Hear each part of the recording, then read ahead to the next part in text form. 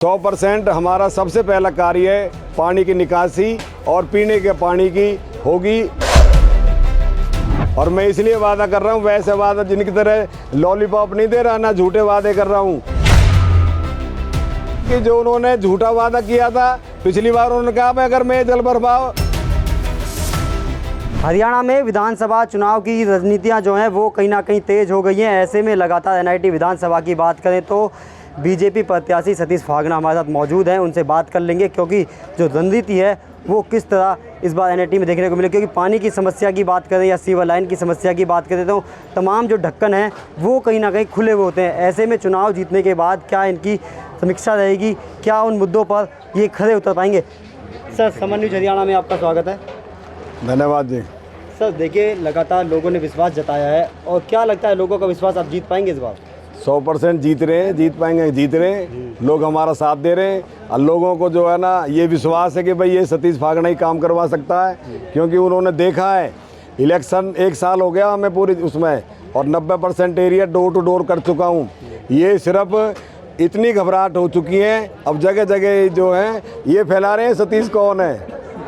भैया 5 तारीख को 8 तारीख को पता लग जाएगी तुम्हें, 5 को इलेक्शन होने हैं, 8 को गिनती होनी है, तुम्हें पता लग जाएगा सतीश फागना कौन है। विपक्ष पार्टी लगातार दावा ठोक रही है कि इस बार हमारी जो सरकार बन रही है, क्या मानते हैं कि कांग्रेस की सरकार बन पाएगी इस बार?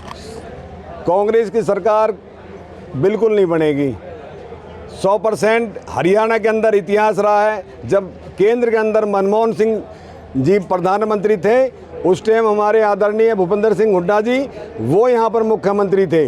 जब यहाँ पर उसके बाद फिर केंद्र के अंदर हमारे आदरणीय और सम्माननीय बहुत ही लोकप्रिय नेता हमारे विश्व के अंदर जिनकी लोकप्रियता बढ़ रही है, वो आदरणीय हमारे नरेंद्र मोदी जी 2 बार लगातार केंद्र के अंदर प्रधानमंत्री रहे। उसके बाद नीचे भी जो ना भाजपा की सरकार बनी है खट्टर, आदरणीय मनोहर लाल खट्टर जी के नेतृत्व में।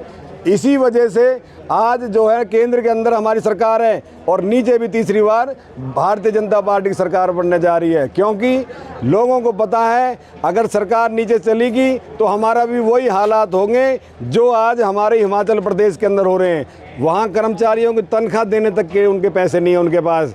आज वो जगह जगह इतने प्रलोभन दिए थे, ना तो उनको पूरा कर पा रहे हैं, ना लोगों की इच्छाएं पूरे कर पा रहे हैं, ना कोई वहाँ विकास कार्य हो पा रहे हैं, और तो तनख्वाह तक जो नहीं दे पा रहा वो क्या विकास कार्य करेंगे। एनआईटी में पानी की समस्या की बात करें या सीवर लाइन की समस्या की बात करें तो उस पर क्या विचारधाराएं आपकी रहने वाली इस बार?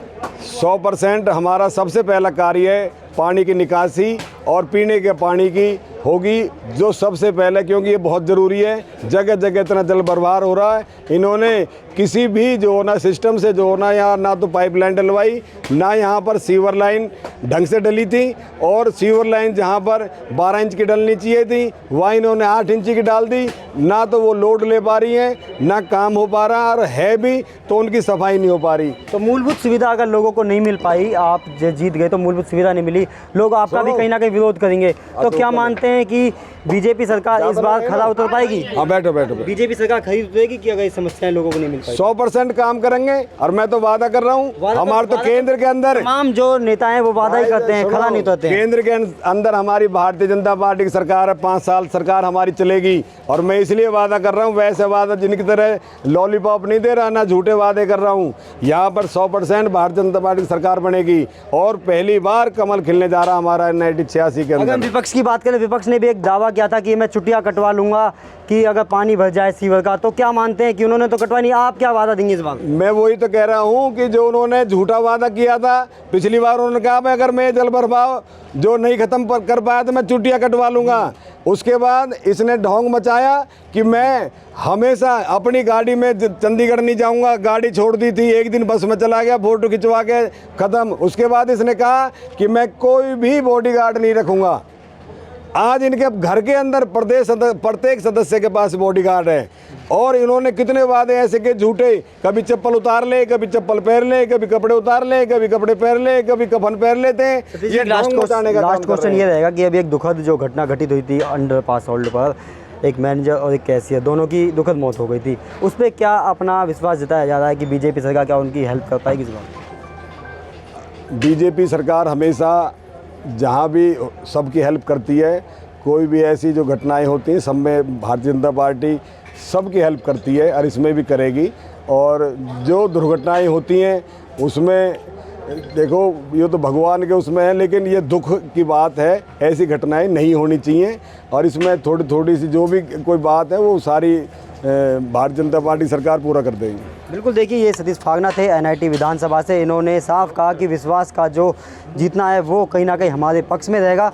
अब देखने वाली बात ये भी होगी क्या ये इन चुनावों में लोगों के बीच खरा उतर पाएंगे। कहीं ना कहीं जहां कांग्रेस के प्रत्याशी नीरज शर्मा है, इनके आमने सामने की टक्कर है। और ये देखने वाली बात है कि बीजेपी सरकार में कितनी सीट जो है वो निकल कर सामने